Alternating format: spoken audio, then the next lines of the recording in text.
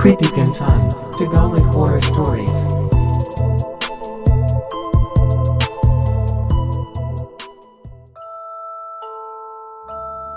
Kapag masama ang loob ni Archie, ay sumasaglit siya sa sementeryo mula sa eskwela.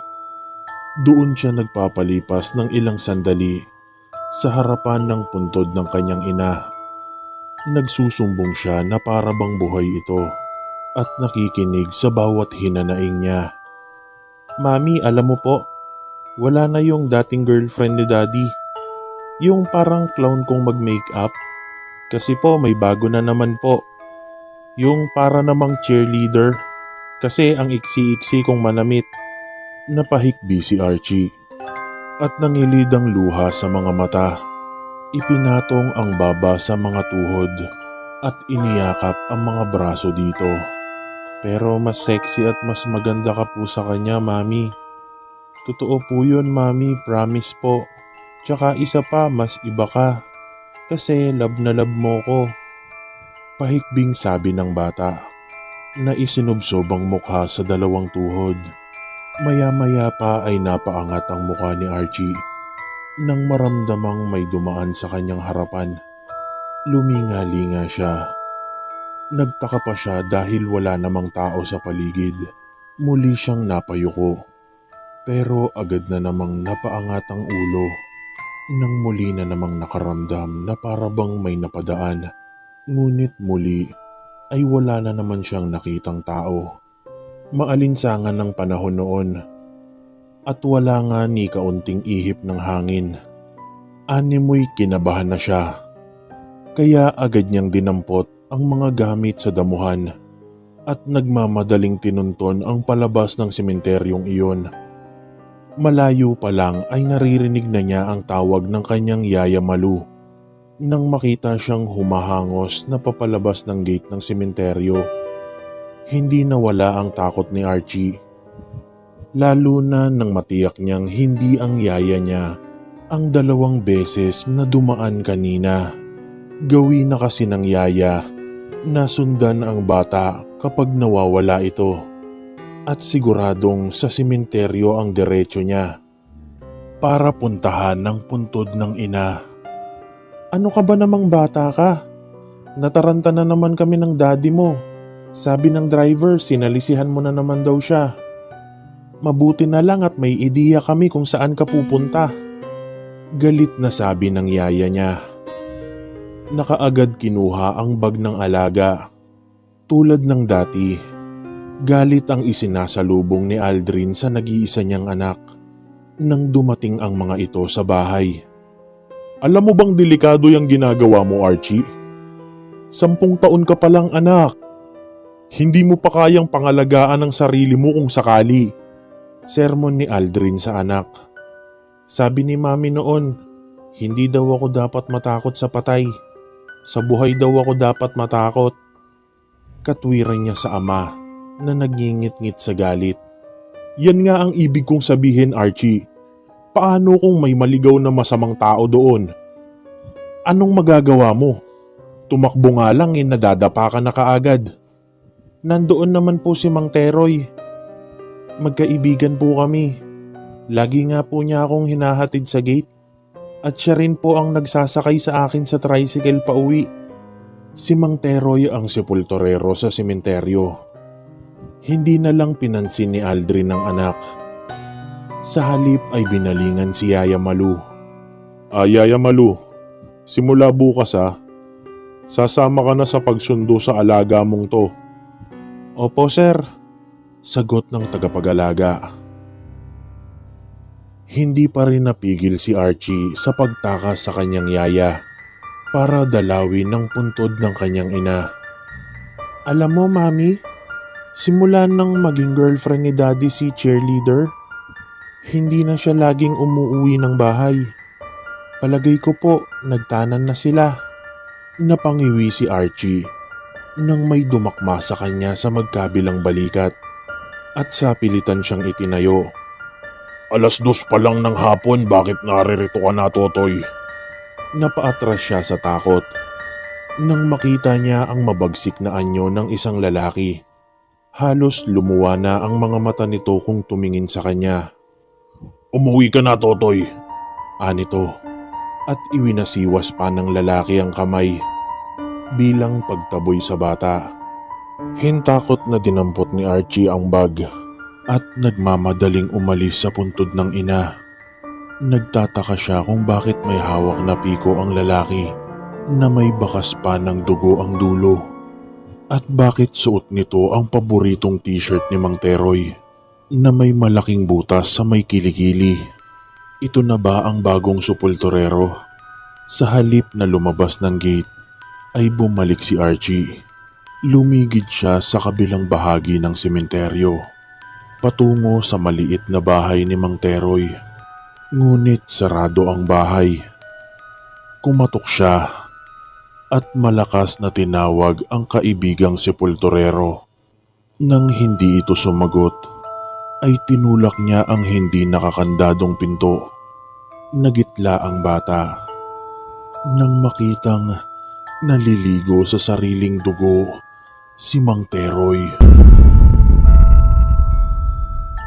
Wasak ang bungo nito at tila ba wala ng buhay.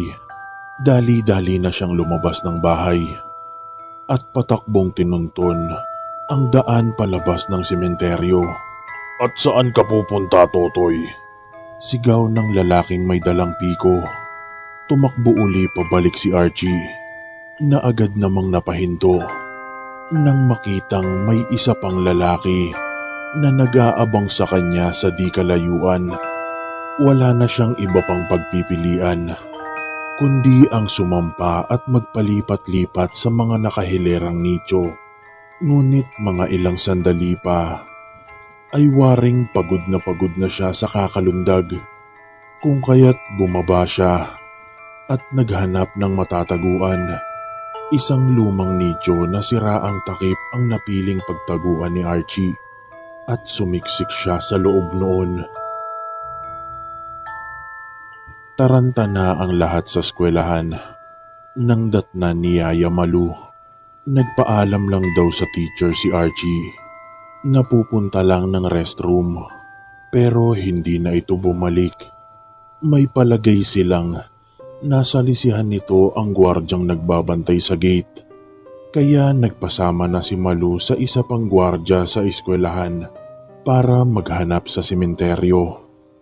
Ang una nilang tinungo ay ang puntod ng ina ni Archie, ngunit wala ito doon. Kaya ang sumunod nilang pinuntahan ay ang bahay ng supulturerong si Mang Teroy. Nabigla rin sila nang makita ang karumal-dumal na sinapit ni Mang Teroy. Agad na tumawag sa presinto ang gwardya. Samantala nangangatal na sa takot si Archie at pawisan na sa loob ng nicho. Tinitiis niya ang masangsang na amoy kahit madilim. Tiyak niyang bungo ang nahawakan niya kanina nang pagapang siyang sumiksik sa loob. Gustuhin man niyang lumabas ay hindi rin po pwede dahil makikita siya ng dalawang lalaking humahabol sa kanya. Naka-istambay lang kasi ang dalawang iyon sa isang mosileo na nasa harap mismo ng nichong pinagtataguan niya. "Grabe sa takbuhan yung batang yon. Akalain mong natakasan tayo," dinig niyang wika ng isang lalaki. "Kailangang makuha agad nila ang abo ng archaeologist. Baka makapagsumbong pa sa pulis ang bata." "Oh, ayan na pala sila eh," dinig niyang sabi ng isa. "Nakuha na namin ang abo," sabi pa ng isa sa mga paparating na lalaki.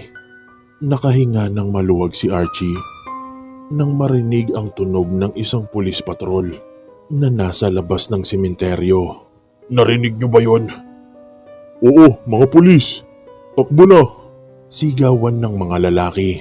Halos hindi siya humihinga nang dumaan sa harapan ng nicho ang apat. Pero maya-maya lang ay narinig niyang bumalik ang mga ito. "Napapaligiran na tayo. Ano nang gagawin natin sa abo?" "Itago na muna natin.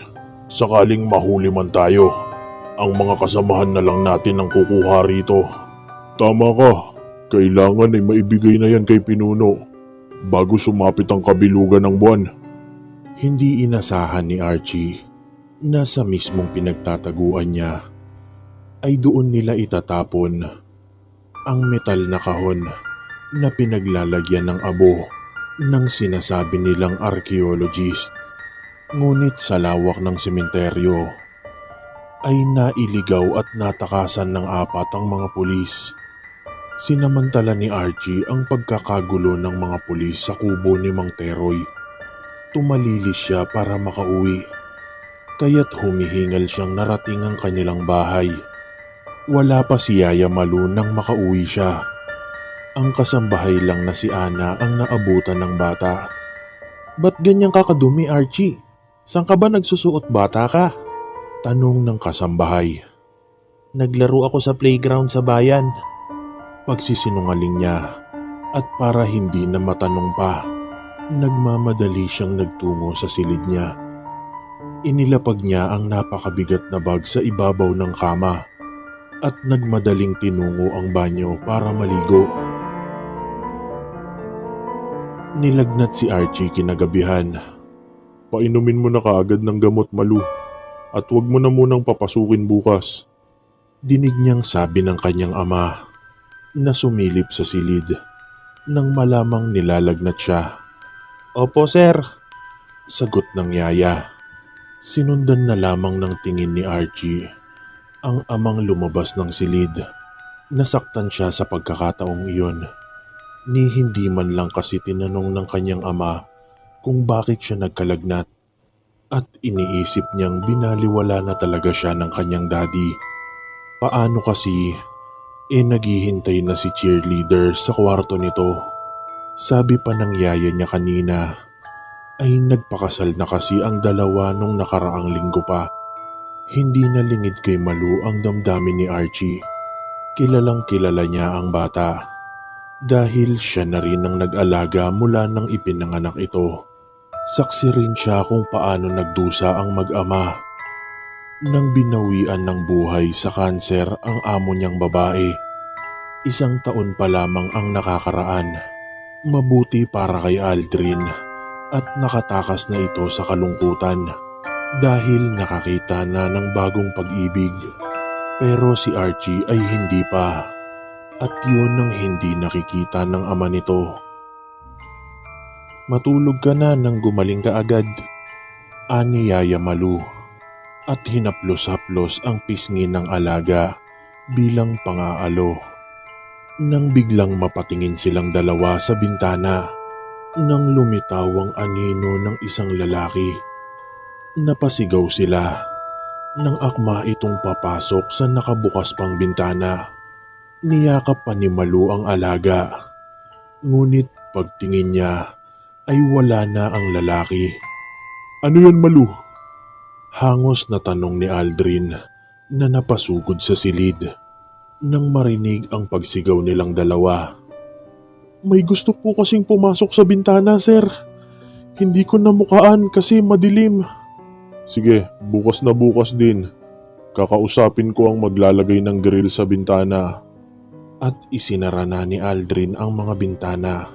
"Ikandado niyo muna ang mga ito habang wala pa yung mga grills," bilin ni Aldrin. Kinabukasan ay laman ng balita sa telebisyon ang nangyaring nakawan sa Musileo. Doon daw inilagak ang abo ng isang archaeologist na ninakaw ng 4 na kalalakihan. Nakalagay daw sa kahong bakal ang sinunog na labi nito. Nagtataka raw ang pamilya dahil wala namang ginto o kayamanan ang kasama ng abo nito. Pero bakit pinag-interesan pang nakawin? Napansin ni Malu na napaawang ang labi ng alaga habang nanonood ng balita. "Yaya, nasa akin yung bakal na kahon," sabing pag-amin ni Archie. "Ano? Paano napunta sa'yo?" Nagtatakang tanong ni Yaya Malu. "Tsaka isa pa, tingin ko ang bigat-bigat nun. Paano mo nadala?" Kaya napilitan ng ipagtapat ni Archie ang totoong nangyari. bago ako lumabas ng nicho ay kinuha ko yung bakal na kahon. Kahit na mabigat. Hirap na kinuha iyon ni Archie sa ilalim ng kanyang kama. Diyos ko Archie, nasundan ka siguro ng mga yun dito. At ito siguro yung pakay nung lalaki kagabi. Animoy nandidiring kinuha ni Malu sa loob ang kahon. Yaya, narinig kong sinabi nung isang lalaki. Kailangan daw ibigay yan sa pinuno nila bago sumapit ang kabilugan ng buwan. Ani Archie. Nabakas pa sa mukha niya ang takot. Kaya pumasok ang hindi maipaliwanag na kaba kay Malu. Agad na inangat ni Malu ang telepono para sana tumawag sa mga pulis. Ngunit putol ang linya. Agad na nahagip ng paningin niya ang naka-uniforming lineman na bumababa sa posting nasa harapan ng kanilang main gate. Siguradong yun ang pumutol ng kawad ng telepono nila. Kinabahan na si Malu. Baka isa iyon sa mga magnanakaw na ngayon ay nagpapanggap na lineman. Ngayon siya nagsisisi kung bakit hindi siya nahilig sa cellphone. Wag na wag kang magbubukas ng bintana at pinto Archie. At isa pa wag na wag ka ring lalabas. Nagmamadaling lumabas si Malu at hinanap ang kasambahay na si Ana. Dahil makikitawag siya sa cellphone nito. Naabutan niyang parang wala sa sariling naglalakad ang dalaga patungo ng main gate. Sa di kalayuan ay may nakatayong lalaki na animoy malalim ang konsentrasyon na nakatingin kay Ana. Hipnotismo. Ginagamitan ng hipnotismo ng lalaki ang dalaga. Ana! Ana! Pasigaw na tawag ni Malu, ngunit huli na. Nang ilusot ni Ana ang susi, ay tumilapon pa ito. Nang pabalyang binuksan ng lalaki ang gate, patakbong bumalik sa kwarto si Archie. Si Malu naman ay hinabol ng lalaki. Pagpasok niya, ay agad niyang isinara ang pinto. Napahiyaw ang lalaki. Nang maipit ang kamay nito, nang dadakmain sana niya ang braso ni Malu, kinilabutan siya. Nang makitang mabalahibo ang daliri ng lalaki at mahahaba at matutulis pa ang mga kuko nito, muli niya itong binuksan at pabalyang isinarang muli at mabilis na ikinandado.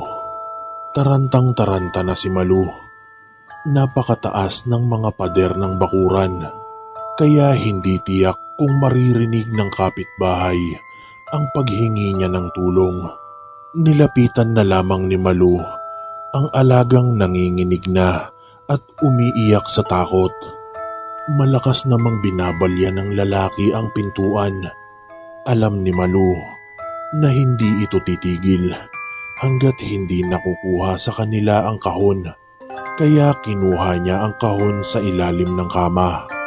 At ubod lakas niyang ibinato sa salamin na bintana.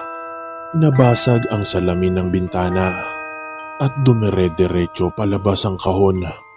Nakalas ang lock nito at bumukas ng malakas na tumama sa pader. Pagbagsak ay kumalat sa damuhan ng abo.